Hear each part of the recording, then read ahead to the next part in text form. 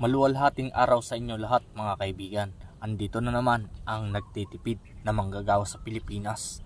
At ang ulam natin ngayon ay balat ng bangus. Bakit balat ng bangus ang ulam ko ngayon mga kaibigan?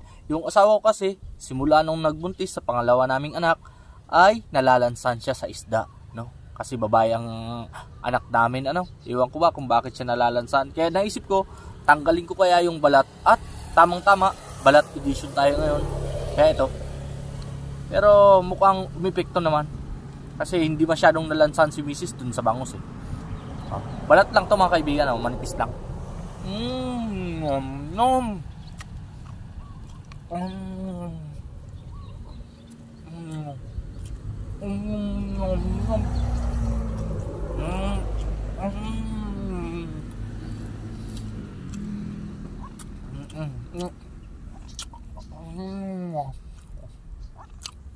The best talaga ang bangus mga kaibigan,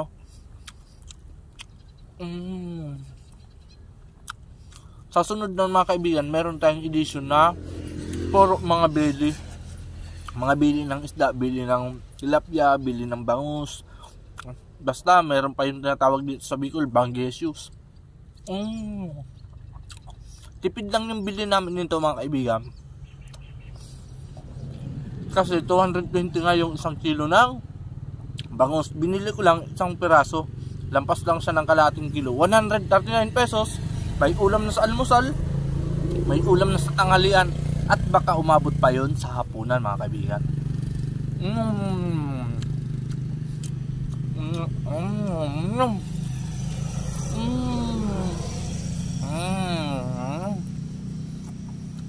Ang sarap.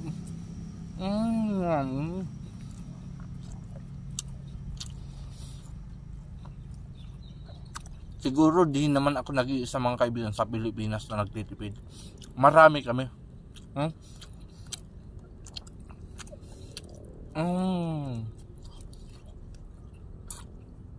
Kasi pamahal na ng pamahal ang mga bilihin sa Pilipinas mga kaibigan.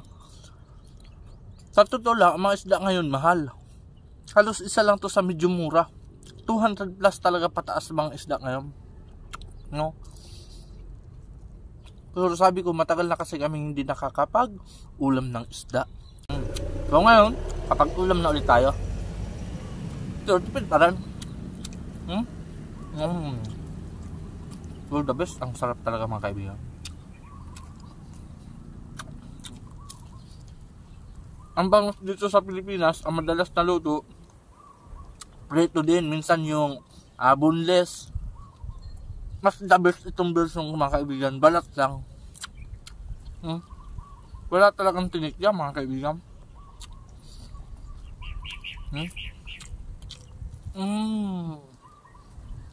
Balat, yummy to max.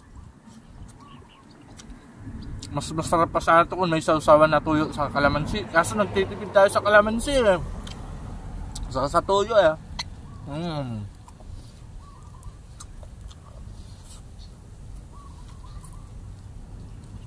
Mabuti pa mga babae mga kaibigan kasi mayaman yan sa toyo.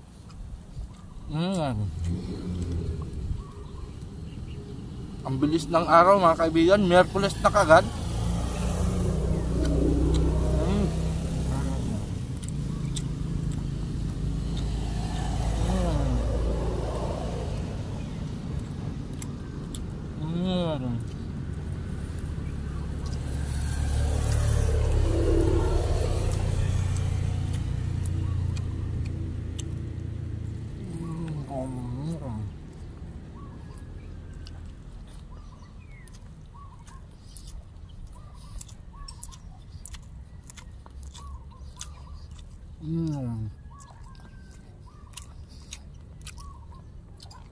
The best bangus, salamat bangus.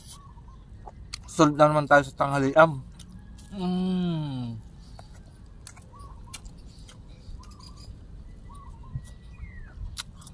Lalo tayong gaganaan nito sa trabaho mga kaibigan. Sarap ang ulam natin Masarap to the max. Nom nom.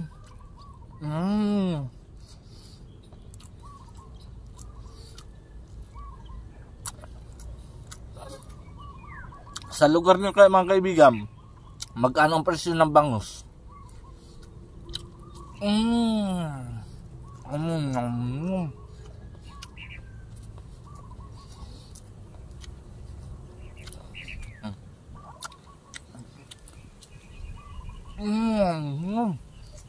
Grabe. Ang sarap. Baka pagkatapos natin kumain, nakalimutan ko ng pangalan ko. Pakilala nyo sa akin ang pangalan ko, Mark ang pangalan ko.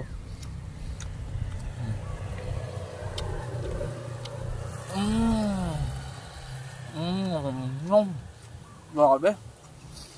Ganito pala kadabis talaga ang bangus na balat, no?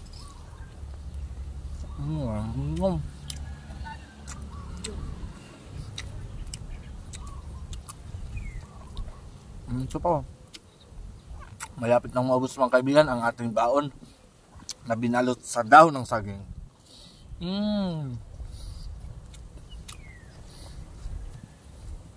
Tagal lang tayong bawang sa dahon ng saging, no?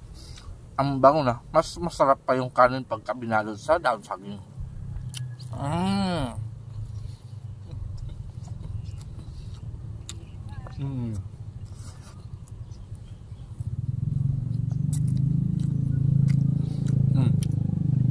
Huling subo sa para sa tagumpay mga kaibigan, no?